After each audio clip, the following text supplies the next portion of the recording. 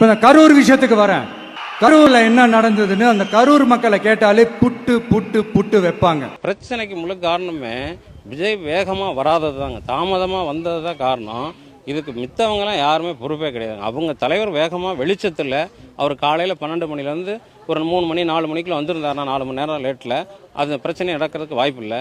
இரவு நேரம், அது இரவு நேரத்தில் பார்த்தீங்கன்னா கூட்டம் நிறையா வரட்டுங்கிறதுக்காக அவங்க லேட் பண்ணிட்டாங்க. லேட் பண்ண க்ரௌட் அதிகமாகி ஒருத்தர் மேலே சாஞ்சிட்டாங்க. 3 மணிக்கு வந்திருந்தா கூட வெளிச்சம் இருக்குது, சனங்க இருப்பாங்க. 3 மணிக்கெல்லாம் கூட்டம் கணக்காக தான் இருந்தது. அதுக்கப்புறம் இவர் அங்கிருந்து வந்தோடனே ஒரு கும்பல் வந்தது பாருங்க, பின்னாடியே வந்தாங்க. வந்து எல்லாரும் சேர்ந்து நெருக்கி உள்ளே கொண்டு வந்து நெருக்கணுன்னே எல்லாரும் அப்படி பொத நல்லா விழுந்துட்டாங்க. இவர் 2 மணிக்கு வர்றதுக்காண்டி ரசிகர்கள் சொன்னாங்க.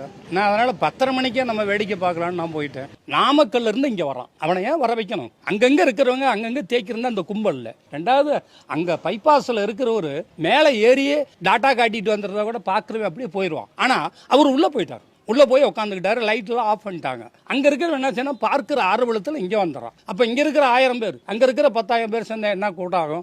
அந்த நெரிசல் ஆகி போச்சு. 12 மணிங்கிறது 1 மணிக்கு லேட்டாக கூட வரலாம். 1 மணி நேரம் 1.5 மணி நேரம் 1:30க்கு வந்து பேசியிருந்தாங்கன்னா எந்த கூட்டமும் அளவான கூட்டம் தான் இருந்தது. அப்போல்லாம் அது வாட்டுக்கு பேச கேட்டது, இவரை முகத்தை பார்த்தீங்க கூட ஓடி போயிடுவாங்க. அப்புறம் 7 மணிங்கிற போது வேலை கூட்ட சனமெல்லாம் பூரா வந்துடுறாங்க. போக்குவரத்து ரொம்ப நெரிசல். இவர் வர்ற வழியில் இருந்தவங்கெல்லாம் கூட வந்துட்டாங்க. திருப்பூர்காரன், தஞ்சாவூர்காரன், அவங்களாம் கூட வந்து இவ்வளவு நெருக்கடி ஏற்பட்டு 12 மணிக்கு வந்து அவர் நடிகர் விஜய் வரதா சொல்லியிருந்தாங்க.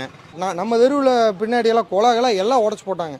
கண்டபடி ஏறுறாங்க, மேலே ஏறுறாங்க, அங்கே ஏறுறாங்க.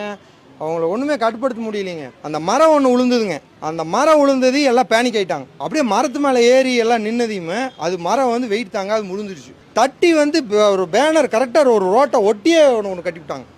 இன்னும் ரோடுன்னு இவ்வளோ அகலம் இருக்குங்க, பேனரை போட்டு கட்டினதையுமே அவங்களுக்கு எங்கே போகிறது வர்றதுன்னு மக்களுக்கு தெரியல. பைக்கில் வந்து பண்ணி பைக்கை பூரா உடச்சிங்க, நின்று ஒரு பைக்கை பூரா உடச்சிட்டாங்க.